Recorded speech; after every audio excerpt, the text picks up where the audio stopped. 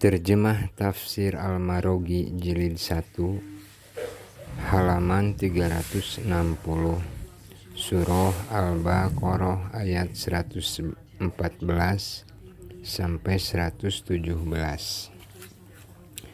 A'udzu billahi minasyaitonir rajim. Wa man adlamu mimman mana'a masajidallahi ayyudhkara fiha ismuhu wa sa'a fi kharabiha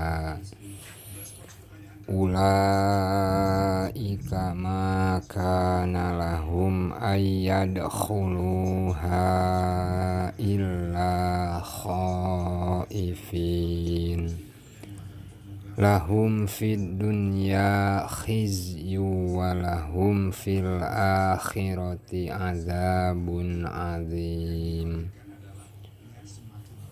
Walillahil masyriqu wal maghribu fa aynama tuwallu fasamma wajhullah innallaha wasi'un alim. Wa qalu ittakhadallahu waladan subhanah bal lahu ma fis samawati wal ard kullun lahu qanitun badi'us samawati wal ard wa idza qada amran fa innama yaqulu lahu kun fayakun.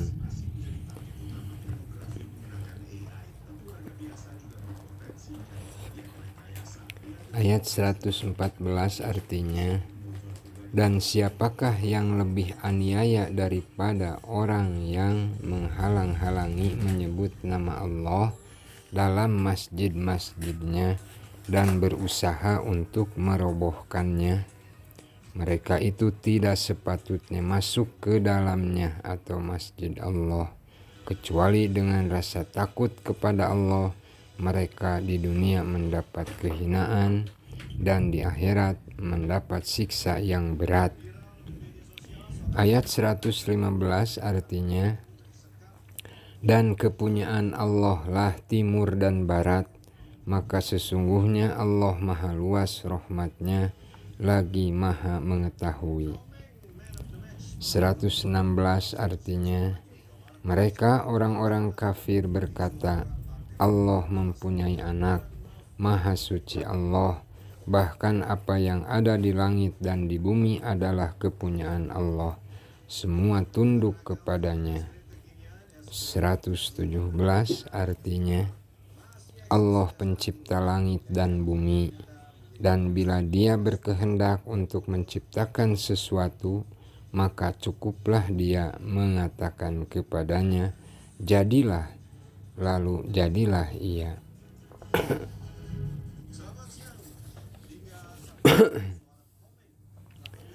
Pengertian secara umum dalam ayat-ayat ini, Allah menceritakan apa yang dilakukan oleh Kaisar Titus dari Romawi ketika ia masuk ke Baitul Maqdis.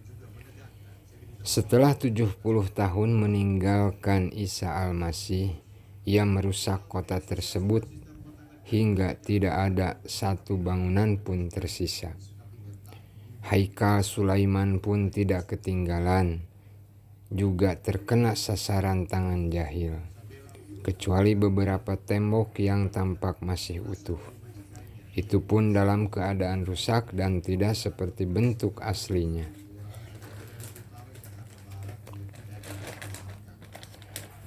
Titus juga membakar sebagian manuskrip Taurat, padahal Nabi Isa sudah melarang kepada kaum Yahudi melakukan tindakan tersebut jauh sebelum Titus datang. Peristiwa ini terjadi bermula dari suap orang-orang Masehi kepada Titus karena mereka merasa dendam terhadap Yahudi yang pernah mengusir mereka demi untuk menegakkan janji Al-Masih. Sekalipun jumlah mereka ini sangat sedikit, sempat pula menyusup ke dalam kerajaan Romawi. Mereka nak langsung menyerang Baitul Maqdis. Secara kebetulan Kaisar Titus juga mempunyai ambisi memasuki dan menundukkan Baitul Maqdis yang dihuni kaum Yahudi. Karenanya permintaan mereka ini pun disetujui Kaisar, dan akhirnya terjadilah peristiwa tersebut.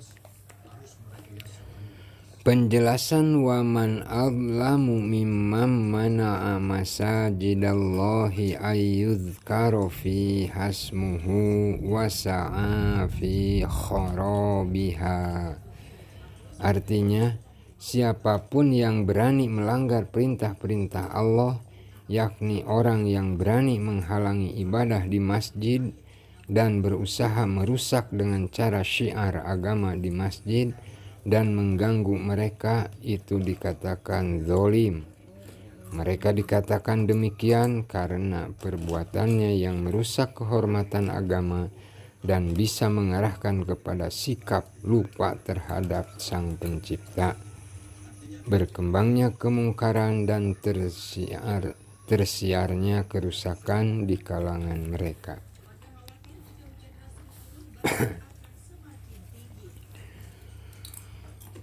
Ulaika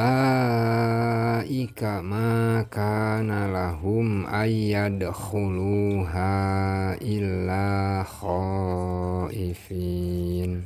Artinya, orang-orang yang melakukan perbuatan tersebut seharusnya memasuki masjid dengan jalan merusak. Bukankah menyembah Allah itu mengandung faedah yang tidak ada bandingannya bagi manusia? Meninggalkan ibadah berarti menyeret seseorang ke jurang kesesatan. Kemudian Allah mengancam mereka atas perbuatan yang telah dilakukannya. Lahum fid dunya khizyu wa lahum fil akhirati adzabun adzim. Artinya, mereka di dunia mendapat kehinaan dan di akhirat mendapat siksa yang berat. Kehinaan yang mereka terima merupakan hasil perbuatan mereka yang mengarah pada kerusakan, sehingga mereka hina dan nista. Tindakan kezoliman yang lebih besar dari melarang beribadah di dalam masjid atau berusaha merusak masjid tersebut. Pada kenyataannya, ancaman Allah terbukti menimpa mereka. Kini orang-orang Romawi adalah bangsa yang hina di mata masyarakat dunia. Kesatuan negaranya telah terbagi-bagi menjadi berbagai negara kecil yang tidak mempunyai kekuatan apa-apa. Tidak seperti semula. Kini kekuasaan mereka bertekuk lutut di bawah kekuasaan penjajah yang jauh lebih kuat dibanding mereka. Padahal siksaan akhirat telah siap menunggu dengan neraka jahanam. Dan jahanam itu adalah seburuk-buruk tempat kembali.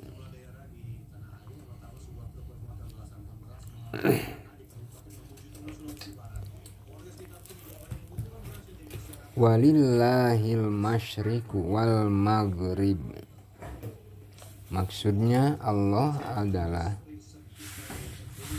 Tuhan kedua arah yang sudah diketahui oleh setiap orang. Maksudnya adalah Tuhan bumi ini. Hal ini sama dengan firman Allah di dalam Quran surah Ar-Rahman ayat ke-17. A'udzu billahi minasyaitonir rajim. Rabbul masyriqaini wa rabbul maghribain.